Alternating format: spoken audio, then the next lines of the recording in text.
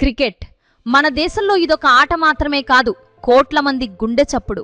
1975లో Lord's మైదానంలో మొదలైన ఈ వన్డే వరల్డ్ కప్ మహా సంగ్రామం ప్రతి 4 ఏళ్లకు ఒక సరికొత్త చరిత్రను సృష్టిస్తూనే ఉంది.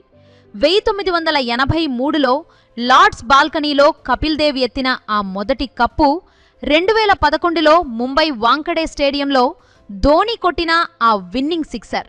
ఇలా వన్డే వరల్డ్ కప్ అంటేనే మనకు గుర్తొచ్చేవి ఎన్నో మర్చిపోలేని తీపి జ్ఞాపకాలు, మరికొన్ని గుండె బరువెక్కించే చేదు నిజాలు. అయితే 2003లో ఆఫ్రికా గడ్డపై సౌరవ్ గంగూలీ కెప్టెన్సీలో టీమిండియా ఫైనల్ వరకు వెళ్లినా ఆ కప్పు గెలవలేకపోయింది. కాని కట్ చేస్తే సరిగ్గా 24 ఏళ్ల తర్వాత ఆ కలని నిజం చేసుకునేందుకు, పాత హిస్టరీని తిరగరాసేందుకు టైం వచ్చింది. అది ఎలా అంటే 2027 వన్డే వరల్డ్ కప్ మళ్లీ ఆఫ్రికా గడ్డపైనే జరగనుంది. కాకపోతే ఈసారి ఆడేది ఎప్పటిలాగా 10 టీమ్స్ కాదు, మొత్తం 14 టీమ్స్ ఆడనున్నాయి. అలాగే ఈసారి పాయింట్స్ విషయంలో కూడా ఐసీసీ కొన్ని వెరైటీ మార్పులు చేసింది. అయితే వరల్డ్ కప్లో ఐసీసీ తెచ్చిన ఆ కొత్త రూల్స్ ఏంటి? ఒకప్పుడు 60 ఓవర్లు జరిగే ఈ వరల్డ్ కప్ను 50 ఓవర్లకు ఎప్పుడు మార్చారు? ఆఫ్రికా గడ్డపై ఇండియా ప్లాన్స్ ఎలా ఉండబోతున్నాయి అనే విషయాలను ఈ వీడియోలో మీకు డీటెయిల్గా చెప్పబో. క్రికెట్ వరల్డ్ కప్ ప్రస్థానాన్ని మనం ఒక్కసారి వెనక్కి తిరిగి చూసుకుంటే ప్రతి ఎడిషన్ ఒక సరికొత్త చరిత్రను, మర్చిపోలేని జ్ఞాపకాలను మనకందించింది.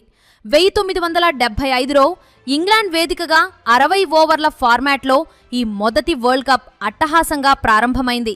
అప్పట్లో క్లైవ్ లాయిడ్ నాయకత్వంలోని వెస్టిండీస్ జట్టు తమ భీకరమైన ఫాస్ట్ బౌలింగ్ మరియు దూకుడు బ్యాటింగ్తో ఆస్ట్రేలియాను ఓడించి చరిత్రలో మొట్టమొదటి విశ్వ విజేతగా నిలిచింది. ఆ తర్వాత 1979లో కూడా వెస్టిండీస్ తన ఆధిపత్యాన్ని కొనసాగిస్తూ లార్డ్స్ మైదానంలో ఆతిథ్య దేశమైన ఇంగ్లాండ్ను ఓడించి వరుసగా రెండోసారి వరల్డ్ కప్ను ముద్దారింది. అప్పట్లో వెస్టీస్ టీం అంటే ఒక భయం, ఒక గజగజలారించే శక్తిగా ఉండేది. కానీ 1983లో క్రికెట్ ప్రపంచం ఊహించని ఒక అద్భుతం జరిగింది. అప్పటి వరకు అండర్ డాగ్స్గా ఉన్న కపిల్ దేవ్ నేతృత్వంలోని భారత జట్టు అజేయమైన వెస్టిండీస్ను లార్డ్స్ ఫైనల్లో తక్కువ స్కోర్కే కట్టడి చేసి మొదటిసారి వరల్డ్ కప్ను కైవసం చేసుకుంది. ఈ విజయం భారత క్రికెట్ చరిత్రను మాత్రమే కాదు, ప్రపంచ క్రికెట్ గమనాన్ని మార్చేసింది. ఆ తర్వాత 1987లో మొదటిసారిగా ఈ టోర్నమెంట్ ఇంగ్లాండ్ వెలుపల భారత్, పాకిస్తాన్ దేశాలలో జరిగింది. 1992 వరల్డ్ కప్ వచ్చేసరికి క్రికెట్ సరికొత్త రంగులను అద్దుకుంది. ఆస్ట్రేలియా, న్యూజిలాండ్ వేదికగా జరిగిన ఈ టోర్నీలో మొదటిసారిగా కలర్ఫుల్ డ్రెస్సెస్, వైట్ బాల్ మరియు ఫ్లడ్ లైట్లలో మ్యాచ్వి చూశాం. అప్పుడు ఇమ్రాన్ ఖాన్ నాయకత్వంలోని పాకిస్తాన్ జట్టు అద్భుతంగా పుంజుకుని తొలిసారి ఛాంపియన్గా మెలిచింది.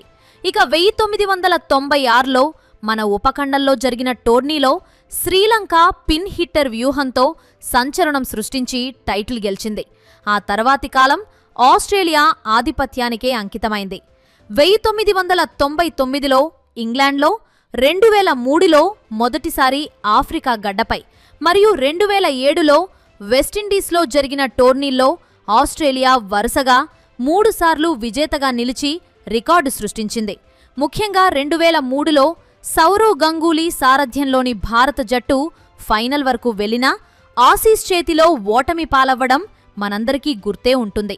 కానీ తిరిగి 28 ఏళ్ల తర్వాత 2011లో మహేంద్ర సింగ్ ధోని నాయకత్వంలో భారత్ రెండోసారి విశ్వ విజేతగా నిలిచి దేశాన్ని సంబరాల్లో ముంచెత్తింది. ముంబై వాంకడేలో ధోని కొట్టిన ఆ సిక్సర్ ఇప్పటికీ మన కళ్ల ముందే కదలారుతుంటుంది.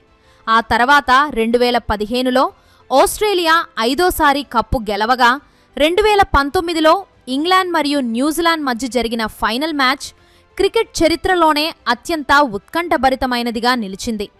మ్యాచ్ టై అయ్యి ఆ తర్వాత సూపర్ ఓవర్ కూడా టై అవ్వడంతో బౌండరీ కౌంట్ ఆధారంగా ఇంగ్లాండ్ విజేతగా నిలిచింది. ఇలా ఎన్నో మలుపుడు తిరుగుతూ వచ్చిన ఈ ప్రస్థానంలో సరిగ్గా 24 ఏళ్ల తర్వాత అంటే 2027లో మళ్లీ అదే ఆఫ్రికా గడ్డపై ఈ మెగా ఈవెంట్ జరగబోతుండటం విశేషం.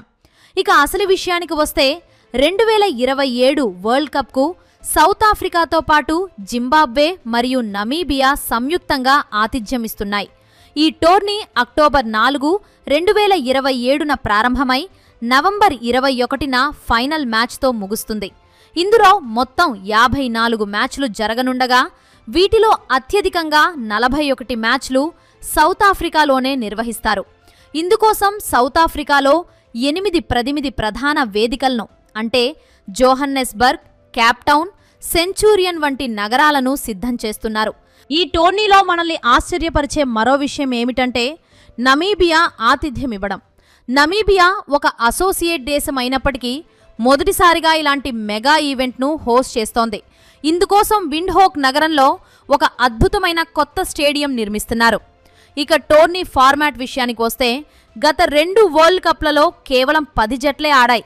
కానీ ఈసారి 14 జట్ల ఫార్మాట్ను తిరిగి తీసుకువస్తున్నారు. ఈ 14 జట్లను 2 గ్రూపులుగా విభజిస్తారు. ఒక్కో గ్రూప్లో 7 జట్లు ఉంటాయి. గ్రూప్ దశలో టాప్ 3 స్థానాల్లో నిలిచిన జట్లు సూపర్ 6 దశకు చేరుకుంటాయి. ఇక్కడ ఒక ట్విస్ట్ ఉంది. గ్రూప్ దశలో తాము ఓడించిన ఇతర క్వాలిఫైడ్ జట్లపై సాధించిన పాయింట్లను జట్లు సూపర్ 6కు తీసుకువెళ్తాయి. దీనివల్ల ప్రతి మ్యాచ్ ఆరంభం నుండే ఎంతో కీలకంగా మారుతుంది. క్వాలిఫికేషన్ విషయానికి వస్తే సౌత్ ఆఫ్రికా మరియు జింబాబ్వే ఆతిథ్య దేశాలుగా నేరుగా అర్హత సాధించాయి. కానీ నమీబియా మాత్రం క్వాలిఫైయర్ టోర్నమెంట్ల ద్వారా తన స్థానాన్ని సంపాదించుకోవాలి.